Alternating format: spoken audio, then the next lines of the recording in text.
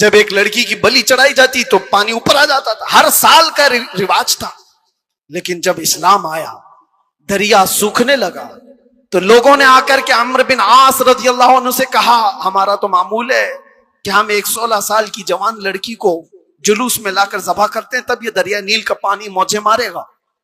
انہوں نے کہا ہرگز میں تو اس کی اجازت نہیں دے سکتا. کہا تو پھر سارے پیاسے مر جائیں گے، پانی کی شدید قلت ہو جائے گی.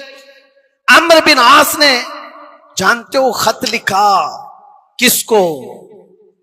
امیر المومنین عمر ابن خطاب رضی اللہ عنہ. نام سنتے ہی رونگٹے کھڑے ہو جاتے ہیں. جی سچ بتاتا ہوں، خط آیا تو آپ نے پڑھ کر کے حالات کا مشاہدہ کیا، پھر کیا کیا جانتے ہو؟ عمر ابن خطاب رضی اللہ تعالیٰ عنہ نے جو حل بتایا وہ بہت الگ ہے. 2 خط لکھے، ایک حضرت عمرو بن عاص کو. السلام علیکم ورحمۃ اللہ وبرکاتہ. آپ دیکھ رہے ہیں ایک ایسا چینل جہاں ملتی ہیں دل کو چھو لینے والی اسلامک باتیں، جہاں ہر لفظ آپ کو اللہ کی یاد دلائے اور آپ کی زندگی کو بہتر بتائے. تو چلیے شروع کرتے ہیں آج کا خاص بیان. آج تک آپ نے سنا کوئی دریا کو بھی خط لکھا ہو؟ سنا ہے؟ ہاں اگر سنا ہو تو صرف محمد عربی کے غلاموں نے کیا ہے. بے شک، سبحان اللہ سبحان اللہ. آج کے بیٹھے ہوئے 1400 سال بعد کے کتے محمد عربی صلی اللہ تعالی علیہ وسلم کی شریعت کو نوچ کھانے کی کوشش کرتے ہیں. انہیں پتہ بھی نہیں یہ اسلام کو ایسے انداز میں بیان کر کے لوگوں میں شک و شبہ پیدا کرنے کی کوشش کرتے ہیں. یہ اس طرح کے کتنے آئے کتنے چلے گئے، کتنے آئے. لوگ آج بیٹھ کر کے اسلام کو ختم کریں گے، مسلمانوں کا قتل کریں گے، کیا کیا.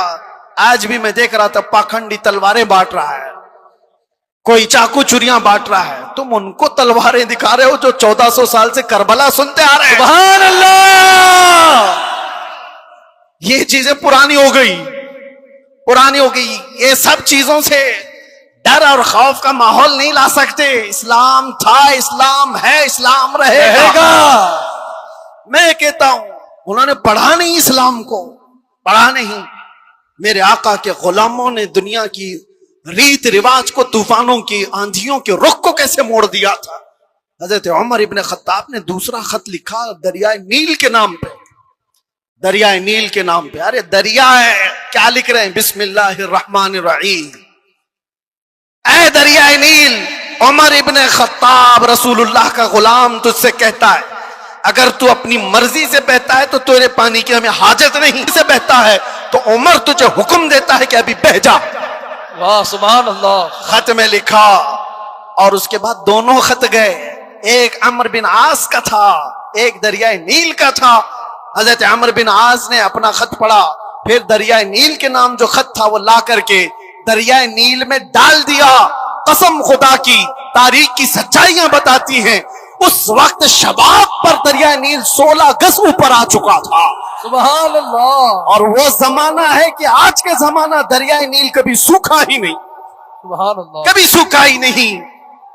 یہ ہے میرے آقا صلی اللہ تعالی علیہ وسلم کے غلاموں کی زندگی. میرے عزیزوں، نعرہ تکبیر، نعرہ رسالت.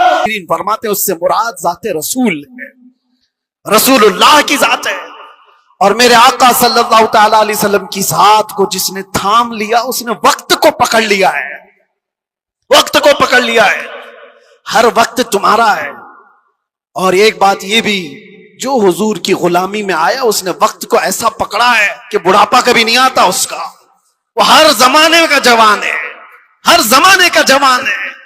اسی لیے جن اولیاء کاملین کو ہم سنتے ہیں ہماری تصور میں ایسا آتا ہے.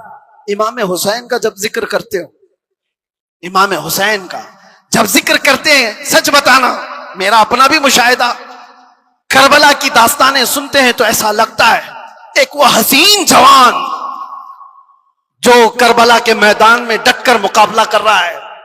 پورا تصور تو یہی رہتا ہے کربلا کا واقعہ سننے کے وقت، لیکن پڑھنے کے بعد پتہ چلتا ہے کہ ان کی عمر تو 56 سال کی تھی. غوث پاک کا تذکرہ آتا ہے تو شکل و شباب تصور میں ایسی آتی ہے کسی حسین جوان کی. غریب نواز کا تذکرہ آتا ہے تو کسی حسین جوان کی. اسی لیے میرے عزیزوں کہ یہ رسول اللہ کی ذات سے ایسے وابستہ لوگ ہیں کہ وہ ہر زمانے کے جوان ہیں، ہر زمانے کے جوان ہیں۔ اور دوسری بات، ایک تو ہر زمانے کا جوان ہے اور اس کا ذکر کبھی پرانا بھی نہیں ہوتا، کبھی پرانا نہیں ہوتا۔ آپ برسوں سے مسجدوں میں آ رہے ہیں، ابھی میں اگر آپ کے سامنے پڑھوں مصطفیٰ جان رحمت پہ لاکھوں سلام، شمع بزم ہدایت پہ، آج بھی پڑھے جاتے، ہم نے ہزاروں بار سنا ہوگا، لیکن یہ سلام کبھی پرانا نہیں لگتا، کبھی پرانا۔ اور میں نے اپنی تقریروں میں کتنی بار اعلی حضرت کے ان اشعار کو تلاوت کے طور پر پڑھا ہوگا۔ اعلی حضرت فرماتے ہیں بجھ گئی جس کے آگے سبھی مشالیں، شمع وہ لے کر آیا، سارے اچھوں میں اچھا سمجھیے جسے ہے اس اچھے سے اچھا، سارے اونچوں میں اونچا سمجھیے جسے ہے اس اونچے سے اونچا، ارے کون دیتا ہے دینے کو منہ چاہیے، دینے والا ہے سچا۔ یہ وہ اشعار ہیں، ہم بار بار پڑھتے ہیں، مزہ تمہیں کیوں آ رہا ہے؟ دنیا گانے سنتی ہے جب تک اس کا زمانہ ہوتا ہے، زمانہ پرانا ہو جائے تو نئے گانوں کی دھن تلاش کرتی ہے دنیا، لیکن بارگاہ مصطفیٰ کی مدح سرائی ایسی ہے، ابھی میں اگر کہوں وَأَحْسَنُ مِنْكَ لَمْ تَرَ قَطُّ عَيْنِي وَأَجْمَلُ مِنْكَ لَمْ تَلِدِ النِّسَاءُ خُلِقْتَ مُبَرَّأً مِنْ كُلِّ عَيْبٍ كَأَنَّكَ قَدْ خُلِقْتَ كَمَا تَشَاءُ۔ عربی کے اشعار ہیں، کس نے کہا تھا؟ حسان بن ثابت نے۔ کب کہا تھا؟ 1400 سال پہلے۔ کیا کہا تھا؟ یا رسول اللہ آپ سے زیادہ حسن والا میری آنکھوں نے دیکھا ہی نہیں۔ سبحان اللہ۔ دیکھا نہیں، ہو سکتا کہیں ہوگا، تم نے نہیں دیکھا۔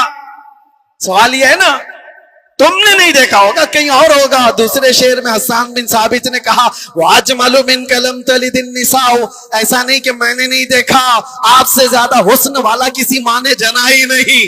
سبحان اللہ۔ یہ اشعار پرانے لگتے ہیں، بار بار پڑھے جاتے ہیں۔ بلغ العلا بکمالہ کشف الدجا بجمالہ حسنت جمیع خصالہ صلوا علیہ۔ جو مدح سرائی کیا میرے آقا کی، اس نے وقت کی نبض کو پکڑا ہے، وقت کو تھام لیا ہے، اور وقت ہر زمانے کا اس کا ہے، اس کا وقت ہے۔ اگر کوئی ہم سے آ کر کے پوچھے غریب نواز کا کون سا وقت تھا، ہم کہیں گے نادان، 800 سال پہلے نہیں، ابھی ان کا ہی وقت ہے۔ سبحان اللہ۔ ہے یا نہیں؟ آج بھی ان کا ہی وقت ہے۔ کوئی اگر کہے 800 سال پہلے کے تھے، 700 سال پہلے کے تھے، نہیں، وہ راجے مہاراجاؤں کی تاریخ میں کہا جاتا ہے اتنے پہلے کے تھے۔ غریب نواز تو آج بھی ہیں۔ اسی لیے کربلا کے واقعے کو سمیٹتے ہوئے ایک شعر جو مشہور ہے فارسی کا، کیا کہا جاتا ہے؟ شاہ است حسین۔ فارسی آتی ہے؟ نہیں آتی، لیکن شعر یاد ہے۔ شاہ است حسین کا مطلب کیا ہے؟ فارسی میں سمجھا دیتا ہوں۔ فارسی میں است اور بود دو لفظ ہیں۔ است کا مطلب ہے، بود کا مطلب تھا۔ سمجھ میں آ رہا ہے؟ است کا مطلب ہے اور بود کا مطلب، شعر دیکھو آپ، شاہ است حسین، بادشاہ ہے حسین۔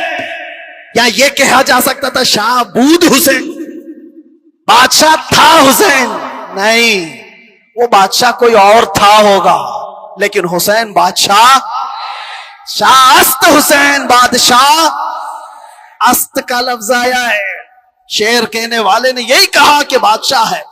ایک تو شاہ ہے اور ایک بادشاہ ہے، دونوں میں فرق ہے۔ شاہ سلطان کو کہتے ہیں، بادشاہ سلطان بنانے والے کو کہتے ہیں، دونوں ہے حسین۔ است کا لفظ بتا رہا ہے کہ وہ ہمیشہ، ہر زمانہ اس کا ہے، ہر وقت اس کا ہے۔ جو بات میرے مصطفیٰ کی کیا، جو وقت کو تھام لیا، ہر زمانہ اس کا، ہر وقت اس کا۔ اس لیے تم اس نقطے کو سمجھ جاؤ، اور اسی لیے اخیر میں یہ کہوں گا، اعلیٰ حضرت نے جاتے جاتے ہمیں یہ سمجھایا تھا، جو اس نقطے کو سمجھ جائے گا، ایک گارنٹی آپ کو بتاتا ہوں، ایک گارنٹی، بہت سارے مسلمانوں کو یہ تو خوف ہونا ہی چاہیے۔ آج ہم ہیں، اللہ نے ہدایت پر رکھا، موت کا کیا پتا کہ کس حالت میں آئے گی۔ جائیں گے دنیا سے، ایمان ہوگا، اسلام ہوگا یا نہیں ہوگا، کیا پتا؟ کوئی گارنٹی لے گا کسی کی؟ کوئی نہیں۔ किसी की कोई गारंटी नहीं। औलिया इकराम इस बात से डरते भी थे, आखिरी वक्त कैसा आएगा पता नहीं। अरे कितने तो ऐसे हैं बोलते हैं हम तो तैयारी में हैं, जब वक्त आएगा तो कलमा पढ़ लेंगे निकल जाएंगे। क्या पता तुम ऐसी हालत में गए कोमा में, जुबान हिलने की भी ताकत नहीं रह गई। क्या पता उस वक्त कैसे हादसात हो जाए, मुसीबतें, और तुम तकालीफ से घबरा करके पता नहीं इनकार कर दो। ऐसी चीजें हमने देखी हैं, इसलिए किसी को पता नहीं। लेकिन एक बात है, आला हजरत फरमाते हैं, एक गारंटी है, दुनिया से तुम जब जाओगे तो इस्लाम के साथ जाओगे। वो चीज मैं दे करके जाता हूं, वो है वक्त को थाम लेना।